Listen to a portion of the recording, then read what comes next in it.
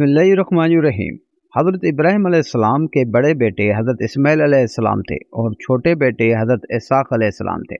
खाना काबा हज़रत इब्राहीम अलैहिस्सलाम और हज़रत इस्माईल अलैहिस्सलाम ने आज से तकरीबन 4000 साल कबल तामीर किया था। अलबत्ता रिवायात से पता चलता है कि इसी जगह पर सबसे पहले हज़रत आदम अलैहिस्सलाम ने खाना काबा तामीर किया था। हज़रत इब्राहीम अलैहिस्सलाम ने फ़लस्तीन का इलाका बैतुल मुक़द्दस में भी इबादत गाह बनाई। हज़रत इसहाक़ अलैहिस्सलाम भी वहाँ इबादत करते रहे, मगर हज के लिए वो हमेशा मक्का मुकर्रमा में वाकई खाना काबा में जाते थे। हज़रत इसहाक़ अलैहिस्सलाम के बेटे हज़रत याकूब अलैहिस्सलाम थे। इसराइल हज़रत याकूब अलैहिस्सलाम का लक़ब था। इसराइल की माने हैं अब्दुल्लाह या खुदा का बंदा। बनी इसराइल इन के कबीला को कहा जाता है। हज़रत याकूब अलैहिस्सलाम के बेटे हज़रत यूसुफ अलैहिस्सलाम थे जो मिस्र के बादशाह बने। बनी इसराइल में फिर हज़रत मूसा अलैहिस्सलाम मिस्र में पैदा हुए। उनके बाद हज़रत दाऊद अलैहिस्सलाम सहराए सीनाई के इलाका में पैदा हुए जो बाद में फ़लस्तीन चले गए।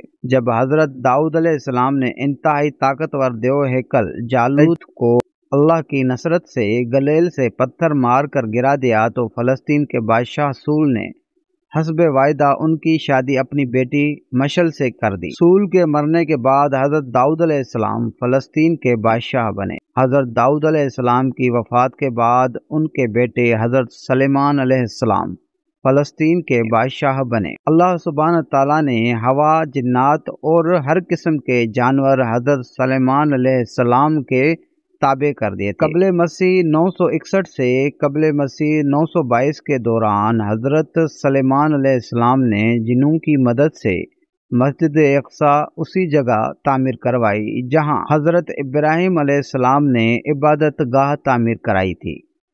586 कबल मसीह में ये रियासत दो हिस्सों में तकसीम हो गई। जनूबी इलाका पर बाबल के लोगों ने कब्जा करके इबादत गाह मस्मार कर दी और बनी इसराइल को वहां से निकाल कर अपना गुलाम बना लिया। उसके 100 साल बाद बनी इसराइल वापस आने शुरू हुए और उन्होंने अपनी इबादत गाह तामीर की, मगर उस जगह नहीं जहां हज़रत सुलेमान अलैहिस्सलाम ने इबादत गाह बनवाई थी। 333 कबल मसीह में सिकंदर आज़म ने उसे यूनान की सल्तनत में शामिल करके बनी इसराइल को वहां से निकाल दिया। 165 कबल मसीह में बनी इसराइल ने बगावत करके एक यहूदी सल्तनत की बुनियाद रखी। 100 साल बाद यहूदी रियासत पर सल्तनत रूम का कब्जा हो गया। 70 ईस्वी में यहूदियों ने बगावत की जिसे शहनशाह टाइट्स ने कुचल दिया और यहूदियों की इबादत गाह को मस्मार करके उन्हें वहां से निकाल दिया। रूम के बादशाह हैदरिया ने सन 118 से 138 यहूदियों को शुरू में ही बैतुल मुक़द्दस आने की इजाज़त दी, लेकिन बगावत करने पर बैतुल मुक़द्दस के शहर को मुकम्मल तौर पर तबाह करके यहूदियों को गुलाम के तौर पर बेचकर शहर बदर कर दिया और उनको वापस बैतुल मुक़द्दस आना ममनू करार दे दिया। सन 614 ईस्वी से 624 ईस्वी तक फ़लस्तीन पर ईरानियों की हुकूमत रही और बताया जाता है उन्होंने यहूदियों को इबादत करने की खुली छुट्टी दे दी थी, मगर उन्होंने मस्जिद अक़सा में इबादत ना की और अरब ईसाइयों पर बहुत जुल्म किए। उसके बाद